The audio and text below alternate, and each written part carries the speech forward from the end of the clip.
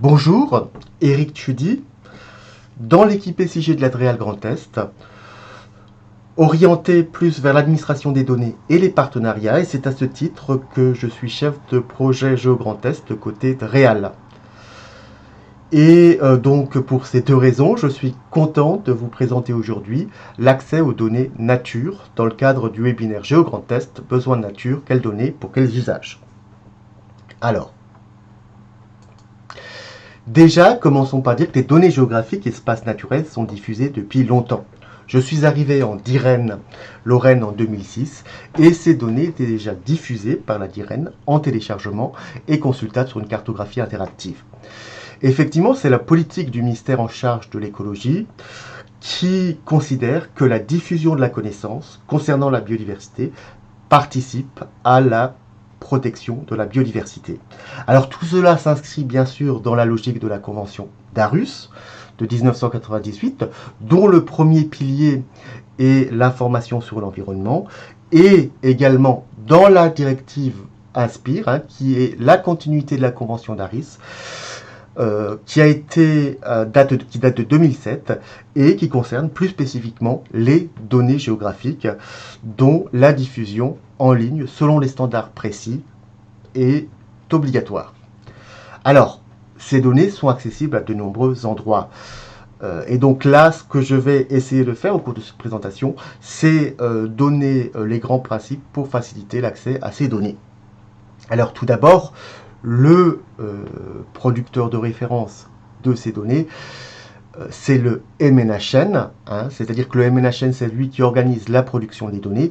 Et donc la logique de la production des données, c'est une production locale par des producteurs de données et une validation au niveau national par le Muséum national d'histoire naturelle au sein de l'INPN, c'est l'inventaire national du patrimoine naturel. Alors, il y a en particulier la base nationale des espaces protégés, dont la remontée des données est formalisée dans une circulaire qui indique l'ensemble des producteurs et les modalités de transmission, en particulier l'échéance pour remonter ces données au niveau national. Évidemment, les autres données qui sont remontées dans d'autres cadres, mais aussi de façon tout à fait formelle, que ce soit les SNIEF ou Natura 2000. Il existe des standards de données dans le domaine des données relatives à la biodiversité.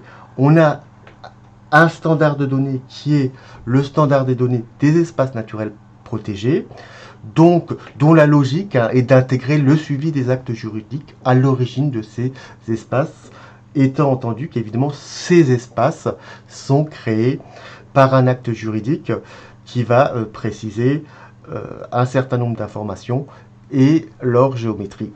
Il y a aussi un standard de données sur le schéma régional de cohérence écologique. Alors, le portail principal, le portail d'entrée à toutes les données, c'est le portail Nature France, qui justement oriente vers les sites de référence sur les données biodiversité, donc à la fois des sites nationaux, comme l'inventaire national du patrimoine naturel, et des sites plus locaux à partir d'un certain nombre d'annuaires et de portails. Voilà. Alors c'est sur le site du MNHN que vous allez trouver les données nationales de référence biodiversité, en particulier les données espaces naturels. Donc vous avez en téléchargement les données sous différents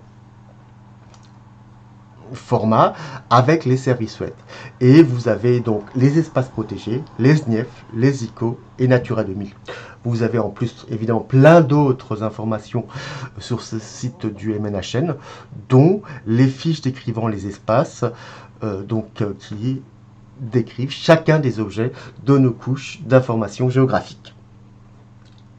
L'Adréal Grand Est et le service déconcentré régional du ministère de la Transition écologique et donc participe à la production de nombreuses données comme on l'a vu en première partie et participe à la diffusion de ces données. Alors la Réal Grand Est diffuse ces données conformément à INSPIRE avec GeoIDE sous forme de catalogue et sous forme de carte interactive. nous avons différentes cartes. Une carte globale Grand Est qui contient les principales données diffusées, des cartes thématiques et des cartes par ancienne région qui n'ont pas encore été diffusées à l'échelle du Grand Est.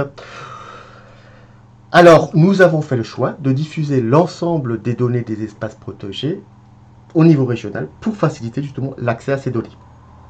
Alors, évidemment, vous avez un téléchargement et les circuits web qui sont accessibles depuis le catalogue ou depuis les différentes cartes.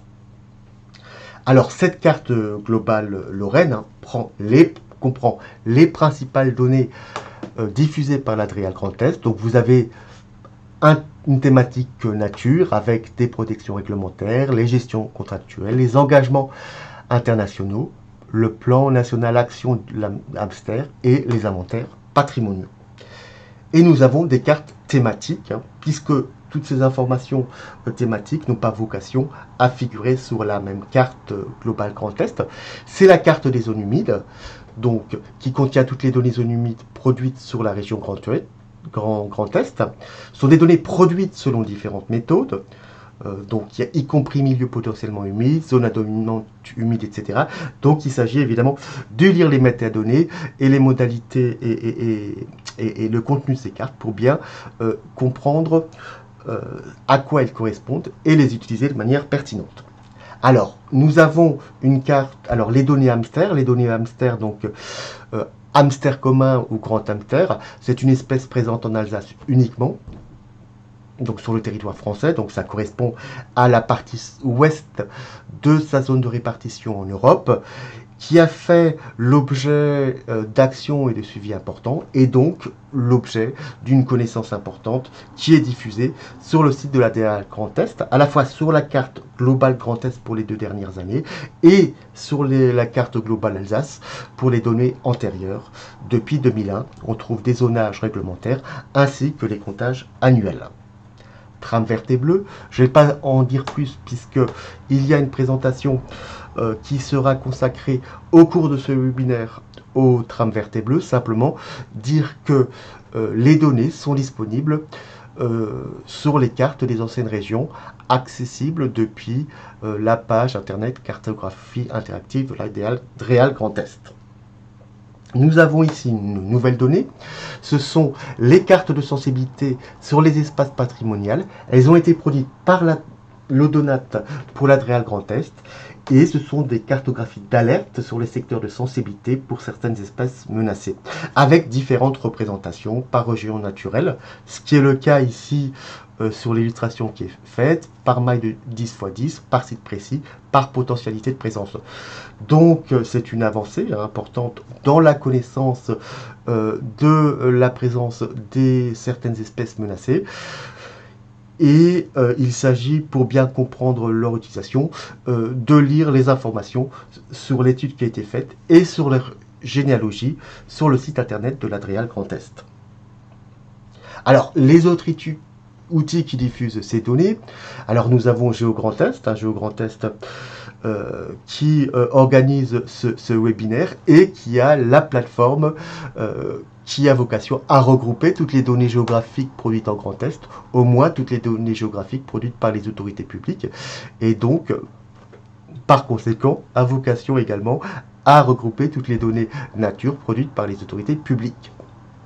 Nous pouvons aussi citer 2 SIG transfrontaliers qui correspondent à une coopération transfrontalière. C'est le SIG de la Grande Région et GeoRENA qui correspond au Rhin supérieur et donc qui ont l'intérêt de permettre l'accès aux données des régions étrangères limitrophes à la région Grand Est, et ce qui a un intérêt bien entendu en termes de biodiversité dont la continuité se fait au-delà des frontières. Alors, quel site pour récupérer les données? Donc là, principalement des données espace. Donc le MNHN, l'INPN, c'est la référence nationale pour les données biodiversité, puisque c'est lui qui assure la validation et la diffusion de ces données. Et les producteurs locaux devraient diffuser des données identiques. Alors, il peut y avoir certaines différences, des différences en termes d'actualité. Bien entendu, le temps que la donnée est produite localement et transmise au MNHN validé, donc il y a toujours un décalage qui est normal.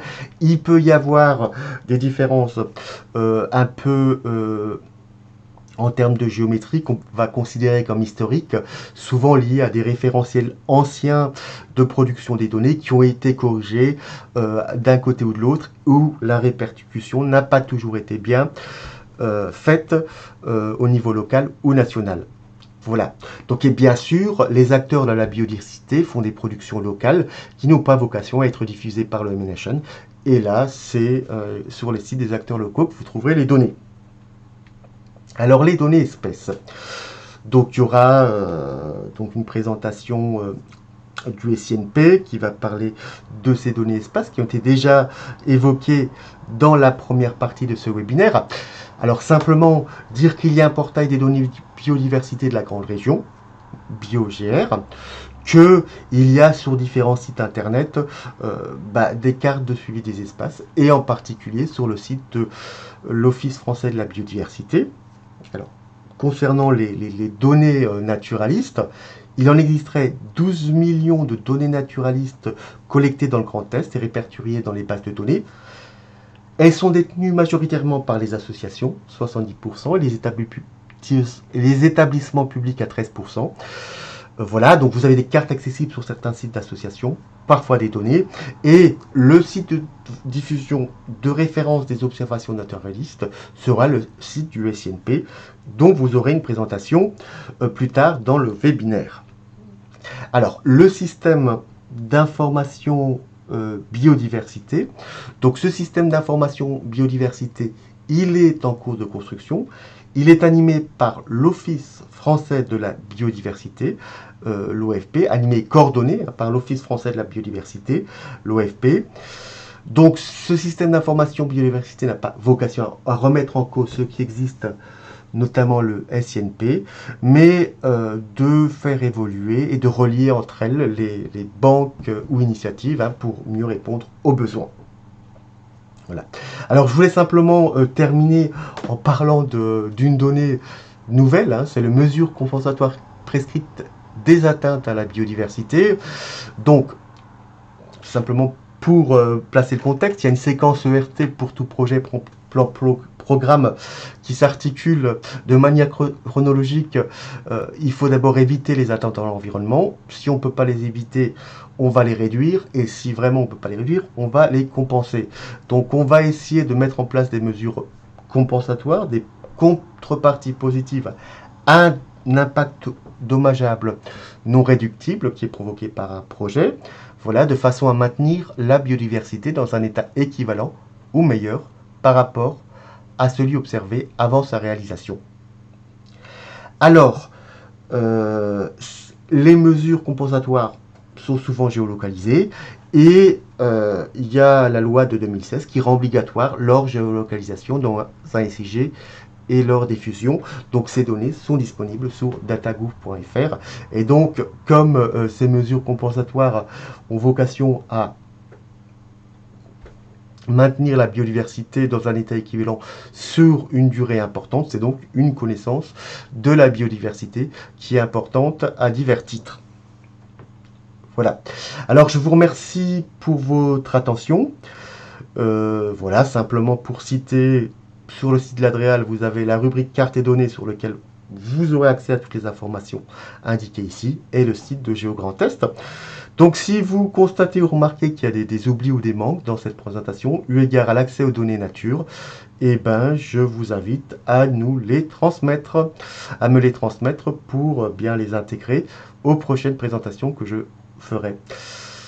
Je vous remercie, au revoir.